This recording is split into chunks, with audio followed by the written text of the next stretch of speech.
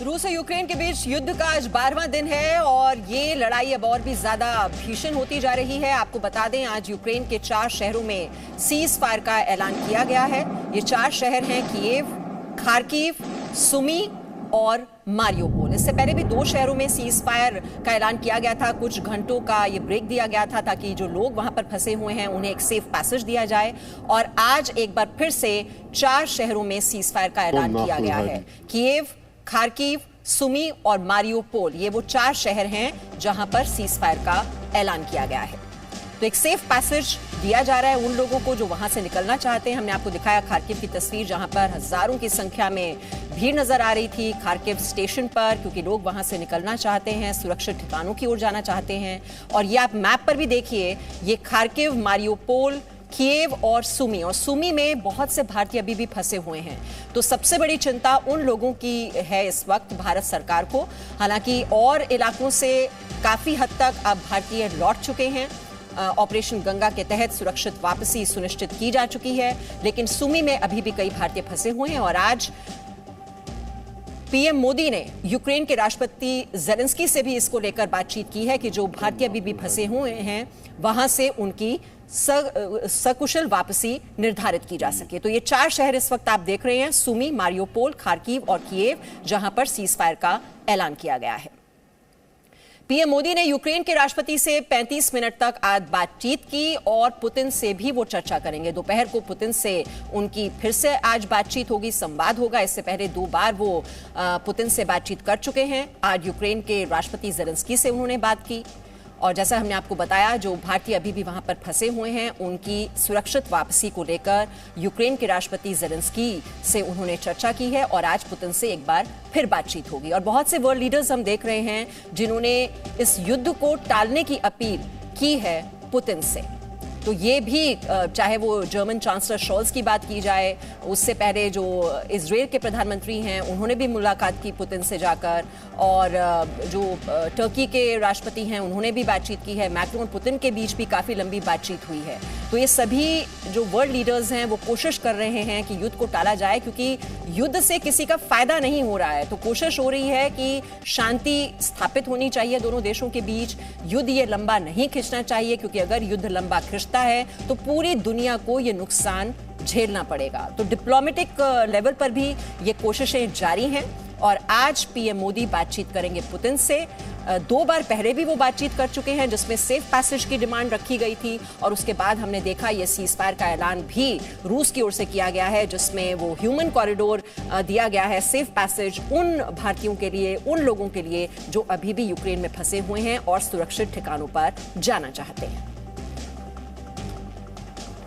तो ये आप देख रहे हैं कहां कहां आज धमाके हुए हैं। तो निकोलेव की बात की जाए, विनित्सिया की बात की जाए जहां पर एयरपोर्ट तबाह कर दिया गया, लुहांस्क में ऑयल डिपो में आज जबरदस्त धमाका हुआ है, खार्किव में भी जो न्यूक्लियर रिसर्च सेंटर है वहां पर भी कल धमाके हुए थे, वो तस्वीरें भी आप देख रहे हैं। खार्कोव की तस्वीर आपके सामने है जहां पर बाजार पर हमला किया गया और खार्किव में भी ये हवाई हमले लगातार जारी हैं। तो आज रूस यूक्रेन के बीच जंग का ये 12वां दिन, रूस के हमले लगातार जारी हैं और लुहांस्क में हमला हुआ है, वहीं विनित्सिया में रूसी हमले से एयरपोर्ट तबाह हो गया है। ये आप देख रहे हैं 25 फरवरी से किस तरह से तस्वीर बदली है, रूसी सेना किस तरह से आगे बढ़ रही है, घेराबंदी कर रही है।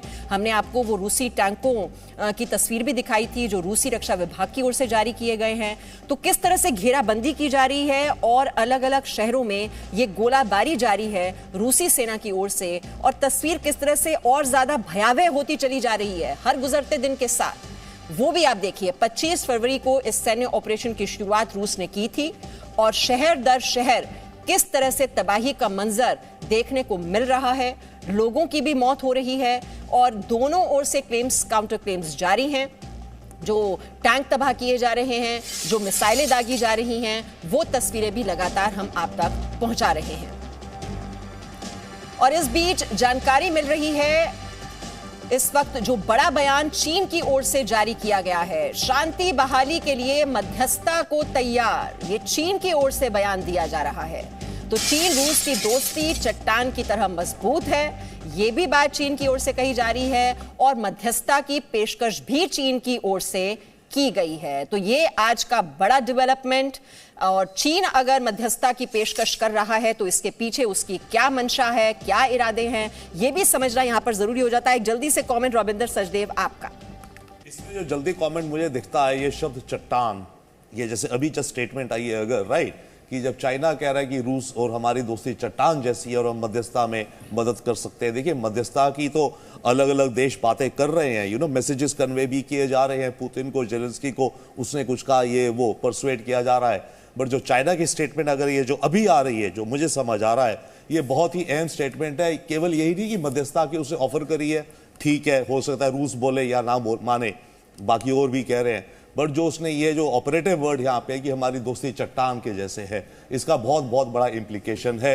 क्योंकि अभी तक माना ये जा रहा था, डेफिनेटली सब मानते हैं कि चाइना को रशिया की फ्रेंडशिप है और इनके इंटरेस्ट भी काफी कुछ एक जैसे, पर यह था कि चाइना अपने को अलग रख रहा है थोड़ा इस पूरी कॉन्फ्लिक्ट से, क्योंकि वो ये नहीं चाहता कि उसके आर्थिक संबंध जो दुनिया में या जो भी बाकी उसकी गेम्स हैं वो सफर करे रशिया के चक्कर में, बट वो रशिया को हेल्प करने के था स्थिति में।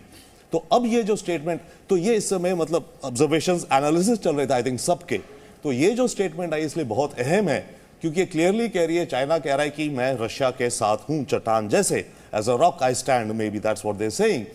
तो इसके इम्प्लीकेशंस बहुत ज्यादा हैं, मीडियम टर्म में, लॉन्ग टर्म में तो नहीं है, बट बहुत बड़ा इम्प्लीकेशन है इसका।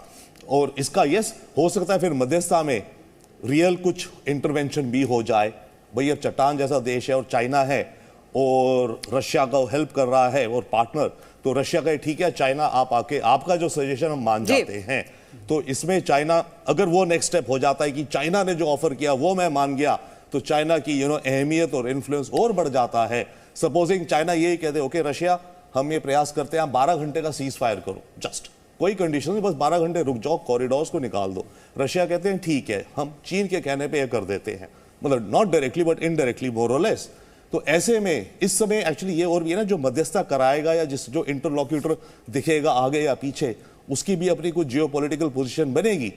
इजराइल जो कर रहा है, इजराइल भी अपनी पोजीशन बना रहा है इस गेम में, बट अगर चाइना जैसा प्लेयर आके बात करता है तो इसका आई थिंक ठीक है, ये और समझने की कोशिश हम करते हैं। फॉर्मर डिप्लोमेट गुरजीत सिंह भी हमारे साथ हैं। गुरजीत सिंह जी, ये चाइना की ओर से जो कदम उठाया गया, अभी तक तो उसने दूरी बनाई हुई थी, वोटिंग में भी उसने एब्सटेन किया, अब ये कहना कि चट्टान की तरह हम खड़े हुए हैं रूस के साथ, मायने क्या है? लेकिन ये जो चट्टान खड़ी है ना, लड़ाई इसके आसपास नहीं हो रही है, ना कोई वहां दरिया आ रहा है, तो ये चट्टान तो बड़े आराम से बोले जी मैं सब कुछ करने को तैयार हूं। वो चट्टान तो डरी हुई है कि ऐसी सैंक्शन लग गई और दुनिया में इसके ऊपर लग गई तो चाइना तो रशिया की तरह झेल नहीं सकता है, तो इसको कोई खास मायने नहीं है। ये सिर्फ चीन का दिखाना है कि भाई मैं भी हूं, मैं भी एक उभरती शक्ति हूं, मुझे भूलिए मत। अगर ये ह्यूमैनिटेरियन कॉरिडोर आज निकल रहे हैं तो इसका श्रेय प्रधानमंत्री मोदी को जाता है। उन्होंने बार बार यूएन में ही नहीं पर यूक्रेन और रशिया के लीडर्स को भी हमेशा यही बोला है कि ह्यूमैनिटेरियन कॉरिडोर बहुत जरूरी है, तो मेरे ख्याल उसके लिए उनको श्रेय देना चाहिए। ये चीन तो अपना रोल अदा करने की एक कोशिश कर रहा है। लेकिन मैं आपको एक चीज बोलना चाह रहा हूं, क्योंकि मैंने आपका डिबेट आज सुना, रशिया तब तक जंग बंद नहीं करेगा जब तक उसके पॉलिटिकल गोल्स अचीव नहीं होंगे, और वो गोल है यूक्रेन की न्यूट्रलिटी। यूक्रेन तब तक जंग नहीं बंद करेगा जब तक रशिया में खून है, उसको वो ब्लीड करता जाएगा। तो इसलिए ये जंग अभी बंद होने वाली नहीं है। लेकिन हो सकता है जो आपने नक्शा दिखाया कि जो डिनाइपर रिवर है उस तक अगर रशिया पहुंच गया तो शायद वहां पर एक नई बर्लिन वॉल बन जाएगी कि ईस्टर्न यूक्रेन रशिया के हित में और वेस्टर्न यूक्रेन नेटो के हित में, लेकिन वो रशिया के लिए बफर रहेगा, चाहे वो बफर अभी के लिए मुकम्मल है कि नहीं। तो मैं नहीं देख सकता कि ये युद्ध इतना जल्दी खत्म होने वाला है। Presenting B News app available on Google Play and App Store. Download it now.